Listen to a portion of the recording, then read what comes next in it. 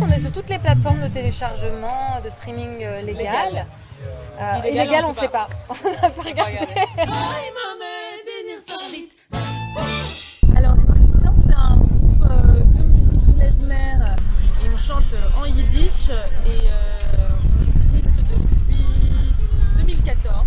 On est à géométrie variable, on a changé beaucoup de membres de l'équipe et aujourd'hui, là, ce que vous avez vu ce soir sur scène, c'était une batterie avec Richard Cailleux à la batterie. On avait la contrebasse avec Benjamin Chabert, l'accordéon avec Raphaël Setti. On avait une invitée avec qui on n'avait jamais joué mais qu'on connaissait très bien, qui s'appelle Marine Goldwasser, qui fait elle-même partie d'un groupe qui s'appelle le Petit Mishmash. Et ce soir, on a eu la chance de jouer avec elle. Et ensuite, il y a les deux chanteuses, c'est-à-dire Léa Marx et Judith Marx.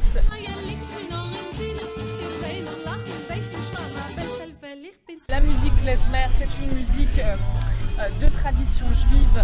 Il y avait une langue associée au peuple juif qui habitait en Europe de l'Est, qui était la langue yiddish, dans laquelle on chante, et la musique klezmer, qui était souvent jouée par des instruments comme le violon ou la clarinette notamment.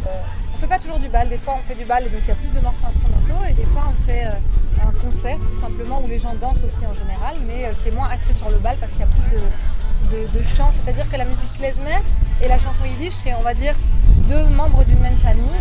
La musique klezmer, c'est tout ce qui est plus instrumental et la chanson yiddish, ça va plus être des chansons qui sont souvent assez cabaret finalement.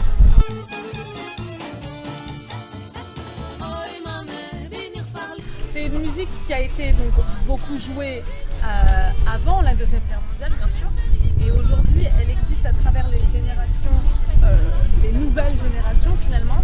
Il y a eu une sorte de revival, comme on dit, dans les années 70-80, et en France, dans les années 90 notamment, avec certains groupes et avec notamment le clarinettiste Yom. Et en fait, il y a certains pays où voilà, on continue à l'entretenir, à en faire une musique vivante, parce que finalement, la Deuxième Guerre mondiale et la Shoah a failli la faire taire, finalement. Ouais. Donc voilà, l'idée c'est de ces nouvelles générations, c'est de récupérer toutes ces musiques et toutes ces chansons et de les faire renaître. Et pour nous en particulier, la question de la langue est forcément très importante. Une langue qui aurait pu mourir d'une façon aussi tragique, de pouvoir la faire revivre au moins à travers les chansons. Aujourd'hui, il y a encore des gens qui parlent de yiddish, notamment à New York, en Israël, en France aussi, et en Argentine aussi d'ailleurs, voilà, notamment, entre autres endroits du monde. Voilà. En fait, nous, ce qu'on a envie de faire avec cette musique, c'est d'en faire un show, je pense, avec lequel on peut danser, pour que ça ne soit pas une musique entre guillemets morte ou une langue morte, que ça soit une musique vraiment vivante. Nous, c'est un peu ça notre cheval de course. Et aujourd'hui, dans le paysage de la musique klezmer et de la chanson yiddish, il y a aussi tous ceux qui la métissent un peu. Alors je pense à Yom en musique klezmer, qui en a fait des trucs assez électro, moi j'aime beaucoup. Et puis aujourd'hui, il y a aussi un des plus connus clarinettiste klezmer, c'est David Krakauer.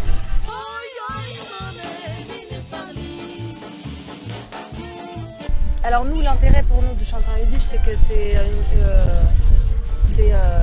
une transmission, une mémoire pour nous.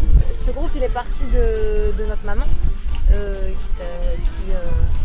un petit peu à la genèse de tout ça. Et donc c'est un peu un moyen pour nous de rester en lien avec cette culture, avec elle.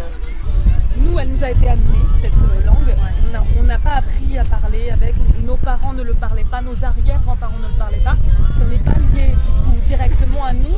Par contre, c'est lié effectivement à des personnes, à des groupes que nous avons rencontrés, de personnes. C'est lié à une histoire française, européenne aussi, mais française aussi. Pour nous, ce serait terrible qu'on dise que cette langue est morte, je pense. Voilà. Et donc, de faire vivre cette langue, comme je disais, au moins à travers les chansons, de faire résonner cette langue dans laquelle il y a un répertoire de chansons, de la même manière qu'il y a un répertoire de chansons françaises, avec des textes, avec de la prosodie, avec de la poésie, il y avait du théâtre aussi yiddish, que ces choses-là reviennent, ressortent à travers la musique et donc l'art. Pour nous, c'est finalement gagné déjà. Déjà qu'on puisse arriver à séparer culture et religion, puisque la culture juive est une religion et la religion juive est une culture, voilà. Qu'on puisse arriver un peu à le séparer à travers les chansons, mais aussi un peu à faire vivre, non pas la religion, mais à faire vivre, une curiosité. Voilà.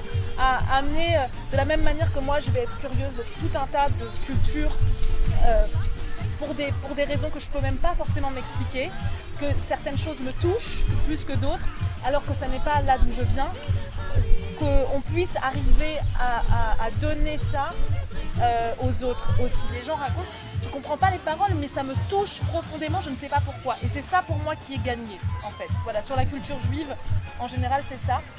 Sur ce que c'est la culture juive, ou ce que c'était, ou ce que ça devient. Oui, c'est transmis beaucoup par le chant, donc en fait, chanter n'importe quelle musique de la culture juive, pour nous, c'est aussi comme ça qu'on vit notre judaïté, j'ai envie de dire. Je crois que c'est un des moyens de pouvoir rassembler et de pouvoir réconcilier les peuples et les religions, c'est aussi d'en parler et de donner à voir quelque chose dont les autres peuvent à un moment donné se représenter aussi et vivre intérieurement. Et c'est rassembler autour de et la musique et l'art en général vraiment aident à ça.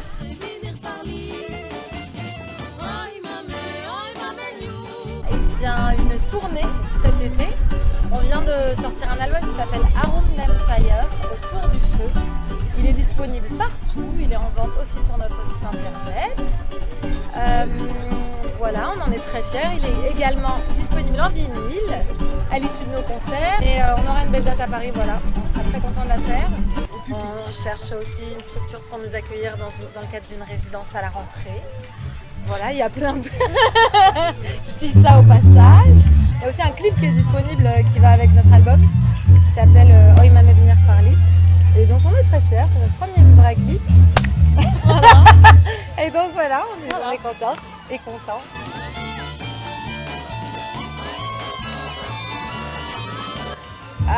Scheinem Dank. Merci beaucoup, ça veut dire merci beaucoup en yiddish, et on voudrait dire merci beaucoup à la MJC L'Oreille Cassée, qui nous a accueillis pour son festival des cultures. Voilà, on est très très contents de pouvoir avoir l'occasion de rencontrer des nouvelles villes, des nouvelles personnes et des nouvelles cultures. Merci L'Oreille Cassée. Voilà.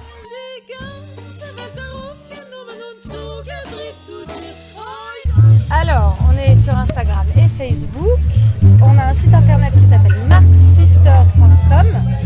Marx, M-A-R-X, Sisters comme en anglais, avec un S à la fin, .com. Et là-dessus, il y a toutes nos dates aussi qui sont affichées. Et au niveau de la musique, on est sur toutes les plateformes de téléchargement, de streaming légal. Illégal, on ne sait pas. On n'a pas regardé. Non mais voilà, Spotify, Deezer, Apple Music et compagnie, etc. Et nous sommes aussi sur YouTube accessoirement. Voilà. Et puis si vous écoutez nos disques, Lomir, Singen, Lomir, Tanzen, dansons et chantons ensemble. Non, j'ai dit dans l'inverse, bref. Chantons et dansons ensemble. À Scheinem Dank. Bye bye. Kishou. Voilà. Kishou.